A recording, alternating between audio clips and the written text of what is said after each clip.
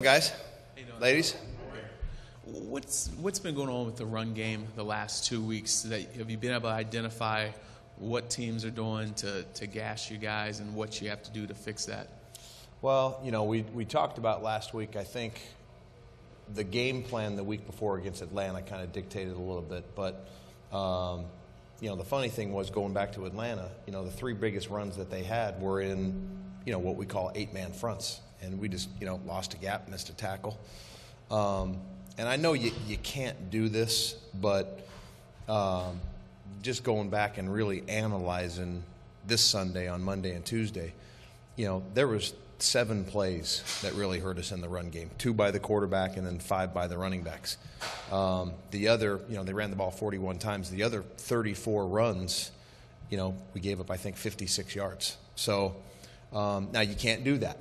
They rushed the ball 41 times for 220 yards, bottom line. But I think when you really break it down, can we not stop the run, or were we just bad, really bad on 7 individual plays? And it wasn't just one thing. It wasn't just one guy. It was a full breakdown. And fortunately, it happened and gave up big yardage. But we went back and watched it together as a group, and, I tried to point out we looked at those other 34 runs where, we were pretty damn stout and knocked the run out. To give up, I don't know what that averages out to be, but 34 runs for 52 yards is pretty damn good. But at the end of the day, we got to be more consistent, and we got to play down in and down out. And that's what's happened the last 2 weeks is we've let a couple get away from us, and that can't happen. So do you feel almost a little bit encouraged that it is not a widespread thing, but like you said, it was just those breakdowns, and it's not like a but I mean, we can't. You feel a little bit better in the overall picture, but bottom line, like I said, 41 rushes for 220 yards. That's not good, and we can't allow that to happen. So, but at least it's you can kind of pinpoint it and look at these specific plays. These 5 running plays when they turned and handed the ball off to the tailback, we got to be better.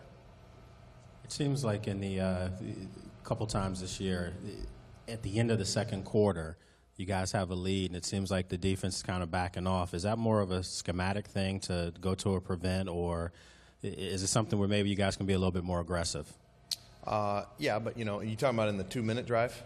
Yeah, I mean, it's 2-minute defense. We have a lead. We end up intercepting the ball before the end of the half. So, it's just when you go into a 2 minutes, just kind of what mentality you want to have. What's the situation? Is it tied? Are you up? Are you down? How aggressive are they being? I think at the end of the day, at the end of the half, our mentality in 2 minutes this past week worked because they didn't get any points and we intercepted the ball and gave the ball back to the offense. How much can you do to improve the way things have been going in the third quarter? And are there any specific changes or adjustments you're going to make this week? Well, I think it's one of those things where you just can't. It's number one. It's been addressed. It's been talked about. I don't think it's one of those things that you can just go, whatever, and dig a hole and put your head in the sand. I mean, for whatever reason, I wish I could tell you exactly why. I have no idea that it's been an issue for us on our side of the ball.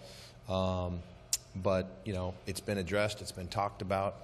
It's been a point of emphasis, starting fast. We got to come out and start faster because we don't have a problem starting the game. We just have a problem starting the second half. So, but it has been addressed. It's been talked about.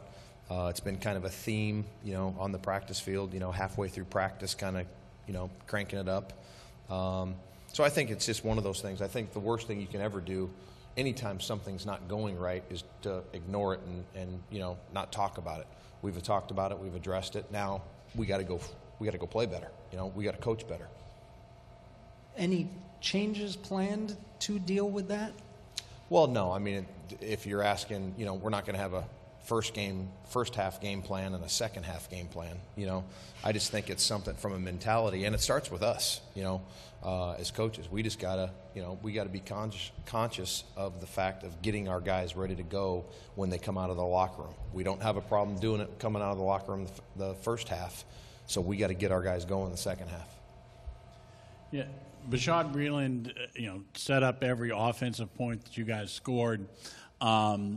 can you just talk about what, his mentality, I guess, to get the ball away, 4 takeaways in the last 2 games? Well, like I've told you from, every time that it's been brought up here with you guys, I mean, that's been a point of emphasis since OTAs, and, we stress turnovers, we stress takeaways, we stress taking the ball away. We have a mentality, hey, when the ball's in the air, it's our ball. When a runner is carrying the ball, go take it from him. When the ball's on the ground, scoop and score. We've been stressing those things since OTA number 1. So, like I mentioned to you guys 3 or 4 weeks ago, when the takeaways weren't going our way, I said we're going to keep stressing it, we're going to keep hammering it, and they'll come, So and now that we've had 2 pretty good games of getting the ball, taking it away. It's not like our mentality changes. It's not like we stop stressing it and stop talking about it. You really do it even more now, and we have. It seems like Breland is getting that better than anybody else. It's just he's getting the opportunities, or is he doing something that the other guys aren't necessarily? Well, no, I mean it helps. As a corner when the ball's thrown your way, you get opportunities. But I think Bree, I think Chris Baker, they have a great knack for it. And the thing that's great is that the other 9 guys see those 2. Wow, when I do punch at the ball, when I do hammer the ball, when I do rake the ball, look what happens. So it's kind of helped us in what we've been stressing. But to ask you why it's happening with him, I have no idea. But I'm totally for it and I like it. Joe, in the first quarter, I believe it was against the Jets, Kerrigan kind of got sucked in on a little screen to Ivory for 23 against a team like Tampa Bay who likes to. That wasn't Ryan. That was that's one of those deals where the defense that we were in and the call they got us. Okay. Yeah. But against had nothing to do with Ryan. I guess greater point against a team like Tampa Bay that likes to screen a lot. How difficult is it to have that recognition and discipline in what you're trying to do? No question. We spent time on 3rd down today, and I showed a big 3rd and 15 that 22 converted against New Orleans. 34 had a huge 3rd and 15 against Jacksonville for 50 yards on screen plays. So, I think the more dynamic backs that there are in this league, a little simple 2-yard pass on a screen play can be dangerous if it's not properly fit, if your pursuit angles aren't proper. It's been something that we've stressed, and not just on 3rd down. These guys do a great job in the screen game on 1st and 2nd down. On 3rd down, it happens all the time. They have different variety of screens, but most importantly, the 2 guys carrying them, number 22 and 34, very good screen back. So it's been a point of emphasis for us all week, no doubt. Joe, how would you evaluate Perry Riley's play the last 2 weeks since he's been back from injury?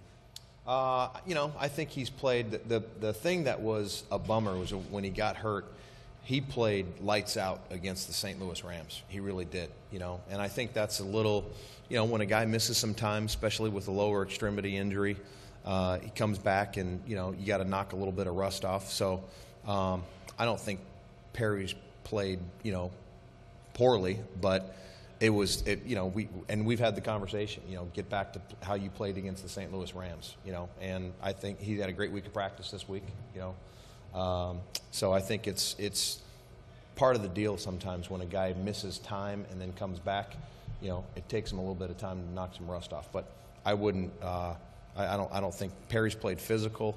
I don't think by any means. Don't pinpoint anything on Perry Riley. We all got to play better. We all got to coach better, bottom line. Sure, but you said not to that level, and the league just doesn't wait on anybody. If he can't get back to that level, do you anticipate playing Will Compton more since you have another guy who's been adequate at that spot?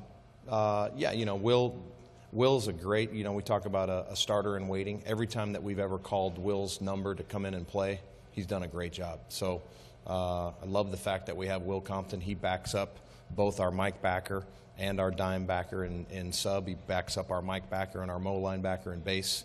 So he's totally adequate to come in and play. But, no, we're not at that point. Didn't get much from your edge rushers in the last game. Was that just because they're running the ball so well that kept them off balance? Or what do you guys think? Yeah, I think when a team's able to run the ball 41 times, it's hard to get a bead, from a pass rush standpoint. I thought Ryan did have a couple nice rushes early, But yeah, it's hard when a game is going in that type of flow. It's hard to get going as a rusher, just because they're running the ball. Difficult. Okay, guys.